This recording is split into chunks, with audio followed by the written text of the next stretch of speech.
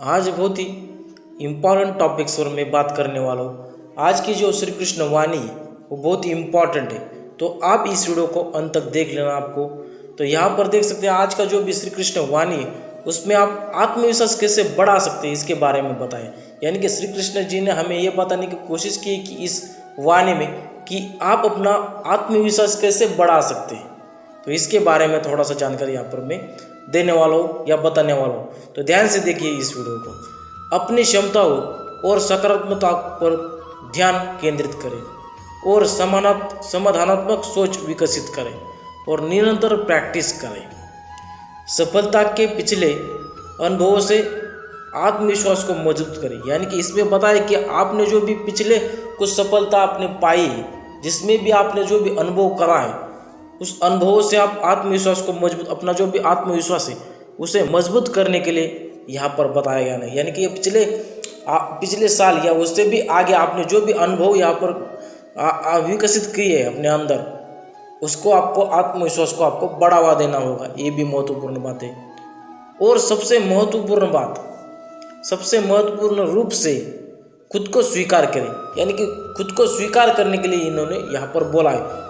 और अपनी दुर्बलताओं को स्वीकार करें। यानी कि अपने अंदर जो भी दुर्बलता है उसे भी यहाँ पर स्वीकार करने के लिए कहा गया है। ठीक है। और भी इम्पोर्टेंट बातें हमें श्री कृष्ण जी बोलते हैं और उन्हें सुधारने के लिए प्रयास करें कि अपने अंदर जो भी दुर्बलता है उसे आपको सुधारने में यहाँ पर प्रयास करना होगा। ये भी यहाँ पर जानकारी बताई हुई है।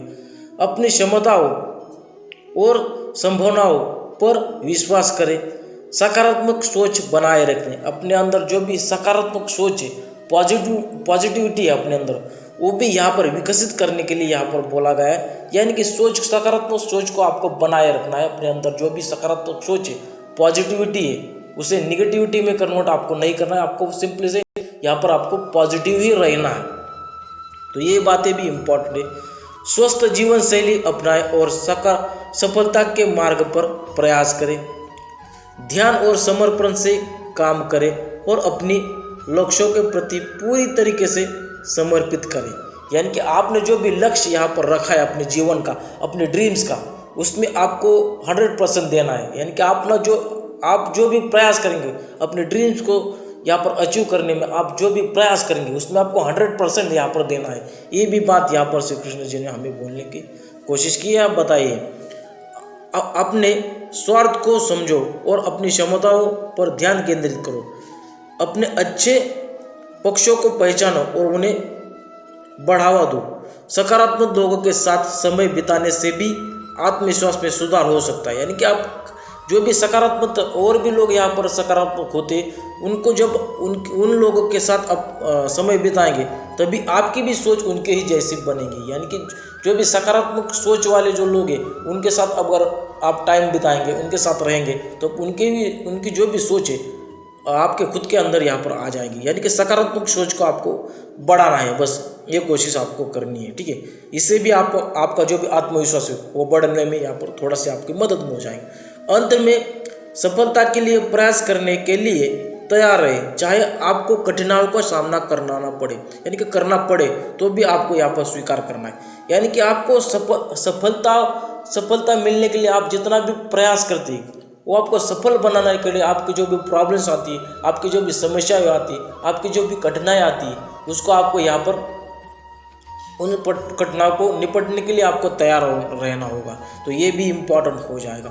तो यहाँ पर देख सकते हैं आप किन किन तरीके से अपना आत्मविश्वास बढ़ा सकते हैं, इसके बारे में मैंने आपको यहाँ पर जानकारी दे दी है। तो इस तरीके से आप अपना आत्मविश्वास बढ़ा सकते हैं। श्री कृष्ण वाणी में इतना ही श्री कृष्ण जी ने हमें बोला है कि आपको खुद को यहाँ पर स्वीकार करना होगा।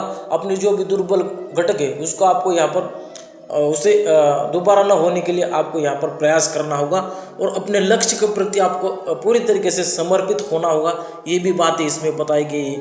और अपने जो भी सकारात्मक लोग हैं उनके साथ रहने के लिए यहाँ पर बोला है। यानी कि आपकी भी सोच उनकी जैसी ही होनी चाहिए, इसीलिए यहाँ पर उन्होंने बोला है।